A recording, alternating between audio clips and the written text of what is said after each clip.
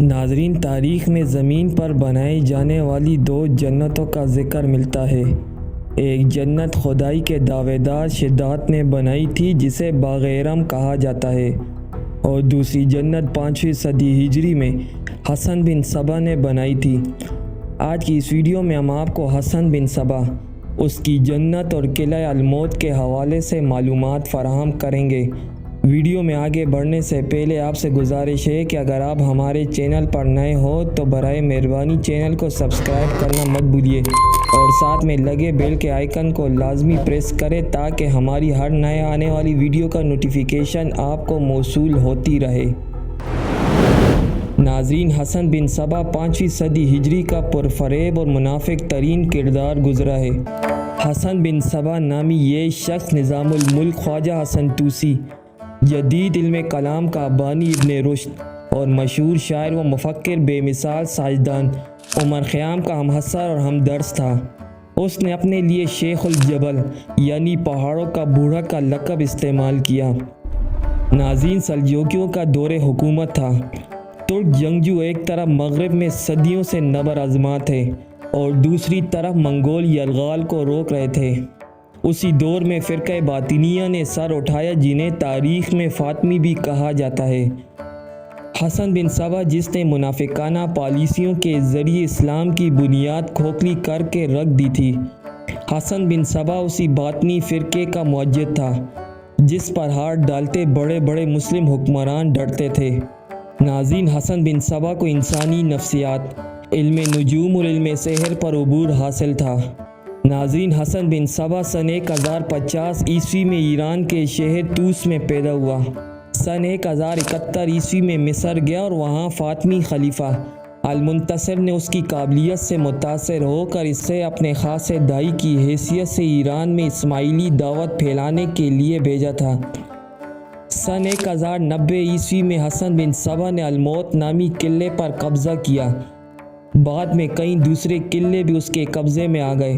حسن بن صبا نے سن 1094 عیسوی میں مصر کے اسماعیلی خلیفوں سے قطعی تعلق منقطع کرنے کے بعد اپنے آپ کو شیخ الجبل نامزد کیا اور قلعہ الموت کے پاس ایک چھوٹی سی ریاست قائم کی۔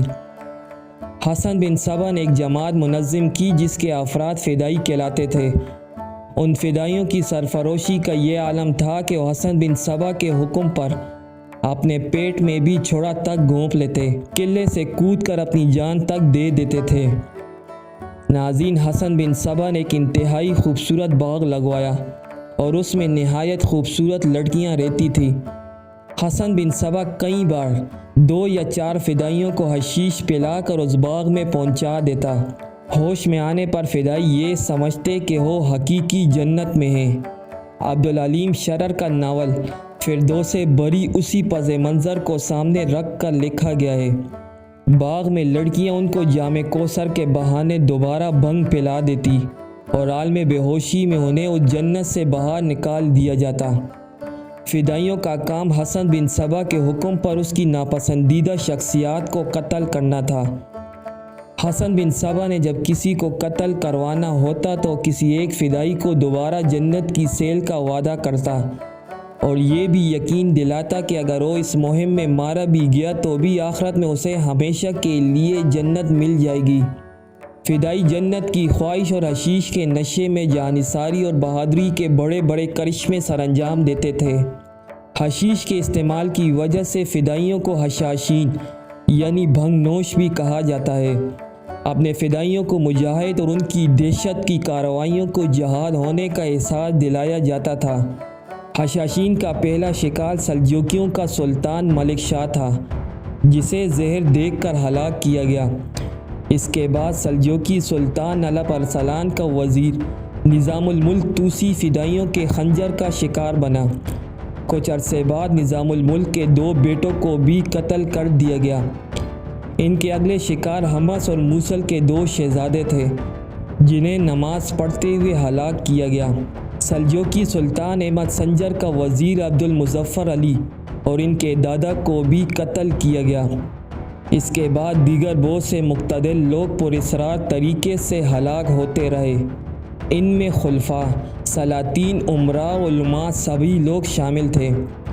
مسلمان تو ایک طرف، بہت سے عیسائی بھی فدائیوں کے ہاتھوں قتل ہوئے ہیں۔ عیسائیوں میں سب سے عام نام طرابلس کے حکمران ریمنڈ کا لیا جاتا ہے۔ ناظرین، فدائی کھلے عام دن دہاڑے لوگوں کے سامنے اپنی وارداتیں انجام دیتے تھے۔ ان کا ہتھیار ایک زہر آلود خنجر ہوتا تھا۔ کبھی کبھار فدائی قتل کے بجائے دھمکی آمیز خط کسی کے سرہانے چھوڑ دیتے تھے، جس سے ان کا مقصد بغیر قتل کے بھی حاصل ہو جاتا۔ دہشت انگیزی کی یہ تحریک اتنی منظم تھی کہ قرب و جوار کے تمام بادشاہ فدائیوں کے نام سے تھر تھر کانپتے تھے۔ سلطان صلاح الدین ایوبی پر بھی قاتلانہ حملے ہوئے، جن سے وہ ہر بار بچ نکلے۔ قتل کی ان وارداتوں سے بچنے کے لیے سلطان صلاح الدین ایوبی نے حسن بن صبا کی طرف دوستی کا ہاتھ بڑھایا۔ فدائیوں کو حشاشین بھی کہا جاتا تھا۔ حسن بن صبا نے طویل عمر پائی۔ اس کے مرنے کے بعد رکن الدین نے جماعت کی بھاگ دوڑ سنبھالی۔ فدائیوں کا قلعہ قلعہ الموت کہلاتا تھا۔ دشوار گزار پہاڑ کے اوپر واقع ہونے اور فدائیوں کی جانثاری کی وجہ سے اس قلعے کو ناقابل تسخیر قلعہ سمجھا جاتا تھا۔ ناظرین، مورخین نے لکھا ہے کہ چنگیز خان کے پوتے منگول حکمران منگو خان پر حملہ کرنے کے لیے بھی ایک فدائی روانہ کیا گیا، جو بدقسمتی سے پکڑا گیا۔ منگو خان کو بہت غصہ آیا اور اس نے حسن بن صبا کو سزا دینے کے لیے اپنے چھوٹے بھائی ہلاکو خان کو روانہ کیا۔ ہلاکو خان نے ہمیشہ سے ناقابل تسخیر سمجھے جانے والے قلعہ الموت کی اینٹ سے اینٹ بجا دی۔ حسن بن صبا کا جانشین اور آخری شیخ الجبر رکن الدین کو گرفتار کر لیا گیا اور اسے اس کے تمام بچوں اور ہزاروں فدائیوں سمیت بڑی بے رحمی سے قتل کر دیا گیا۔ مرد تو مرد، ہلاکو خان نے عورتوں کو بھی نہیں بخشا۔ حسن بن صبا کی جنت کی حوریں بھی قتل کر دی گئی۔ ناظرین، حسن بن صبا کا دور تاریخ اسلام کا ایک ایسا باب ہے جو ہمیں یہ سبق دیتا ہے کہ جب عقل و علم کے مقابلے میں چال، فریب اور نفس غالب آ جائے تو دین کا چہرہ بھی بگاڑ دیا جاتا ہے۔ ایک شخص نے اپنی چالاکی اور جھوٹ سے جنت کا دھوکہ دیا، مگر اصل جنت تو صرف ایمان، سچائی اور اللہ کے حکم میں ہے۔ وقت بدل گیا، قلعے مٹ گئے اور حسن بن صبا کی بنائی ہوئی جنت بھی مٹی میں مل گئی، مگر اس کے فتنوں کے نشان اور عبرت کے اسباب آج بھی زندہ ہیں۔ اصل جنت وہ نہیں جو دھوکے اور نشے سے حاصل ہو، بلکہ وہ ہے جو ایمان، صداقت اور عمل صالح سے کمائی ہو۔ ناظرین، اسی امید کے ساتھ آج کی یہ ویڈیو آپ کو ضرور پسند آئی ہوگی۔ ویڈیو پسند آنے کی صورت میں اسے اپنے دوستوں کے ساتھ ضرور شیئر کیجیے گا۔